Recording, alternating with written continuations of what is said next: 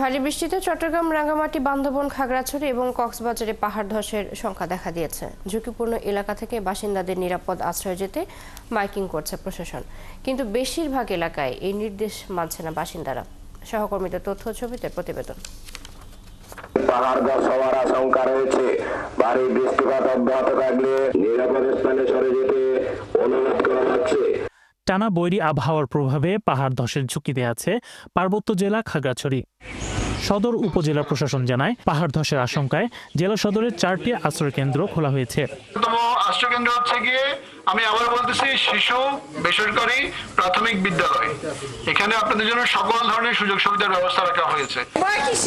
পাহাড়ের দেশে থাকি আর ভয় করে লাভ হবে কি?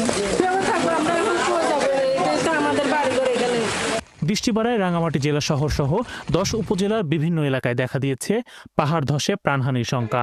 ঝুঁকিপূর্ণ এলাকায় বাসিন্দাদের নিরাপদ আশ্রয় নেওয়ার অনুরোধ জানিয়েছে প্রশাসন।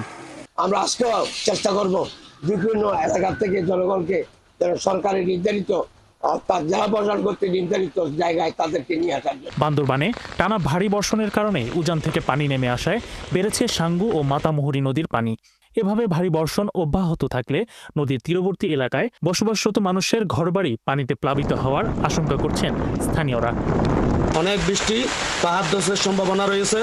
আমরা এখন কোথায় যাব আমরা নিজেও চিন্তা করতে পারতেছি না। পাহাড়ের নিচে আমাদের ঘর আছে, আমাদের থেকে সম্ভাবনা পাহাড় যখন তখন আমাদের ঘর ভেঙে চলে যাবে, তা আমরা অনেক আতঙ্কে আছি। পাহাড়ের নিচে ঝুঁকিতে বসবাস করা লোকজনকে নিরাপদ স্থানে সরে যেতে মাইকিং করা হয়েছে। অনিয়ন্ত্রিতভাবে এবং অপরিকল্পিতভাবে পাহাড় কেটে বিভিন্ন বসতি স্থাপন হচ্ছে, এতে তাদের পাহাড় ধসের ঝুঁকি প্রতিনিয়ত বৃদ্ধি পাচ্ছে। কক্সবাজার শহর, সদর, উখিয়া, টেকনাফ ও মহেশখালীর মানুষ বছরের পর বছর পাহাড়ের চূড়া ও পাদদেশে বসবাস করছে।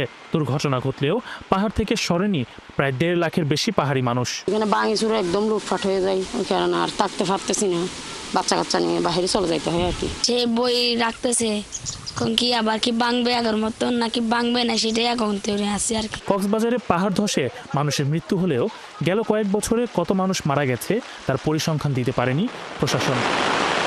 শরীফ আজাদ প্রীতম, ৭১। পাহাড় ধসের আর খবর জানাতে আমাদের সাথে যুক্ত হচ্ছেন সহকর্মী উচিংছা রাখাইন। উচিংছা, নিশ্চয়ই আমাকে শুনতে পাচ্ছেন না? কোন কোন এলাকা বেশি ঝুঁকিপূর্ণ, সেখানে কতজন বসবাস করছেন, তাদের নিরাপদ আশ্রয় আনতে প্রশাসনের উদ্যোগ কেমন দেখছেন, সব মিলিয়ে জানাবেন। কিন্তু একেবারে হচ্ছে রাঙ্গামাটি, প্রত্যেকটা রাঙ্গামাটি শহর থেকে শুরু করে 9 উপজেলা কিন্তু ভারী বর্ষণে কিন্তু একেবারে পানি উঠে গেছে। পাশাপাশি পাহাড় ধসে প্রায় কিছু কিছু জায়গায় কিন্তু পাহাড় ধসে আশঙ্কা হচ্ছে। পাশাপাশি আরেকটি বিষয় আপনাকে জানে কি, গতকাল একটু রোদ থাকলেও কিন্তু সন্ধ্যা বাড়াবার সাথে সাথে কিন্তু প্রবল বৃষ্টিপাত হচ্ছে গত রাত থেকে। কিন্তু এই ইতিমধ্যে কিন্তু প্রায় 5,000-এরও অধিক কিন্তু ঝুঁকিপূর্ণ রয়েছে শুধু রাঙ্গামাটি জেলা শহরে। ইতিমধ্যে কিন্তু গতকাল কিন্তু লোকরা মন্দিরে প্রায় 20টি পরিবার কিন্তু আশ্রয় নিয়েছে আশ্রয় কেন্দ্রে।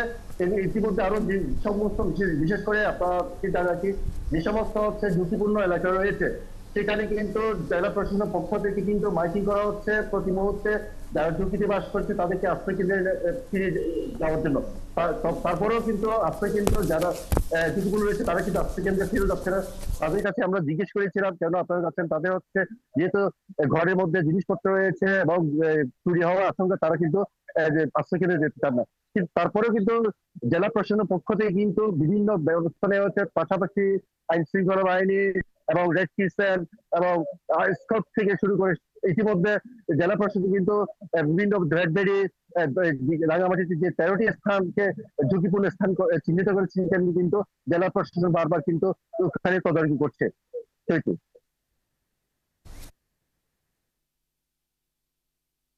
ছিলেন আমাদের সহকর্মী উচিংছা রাখাইন।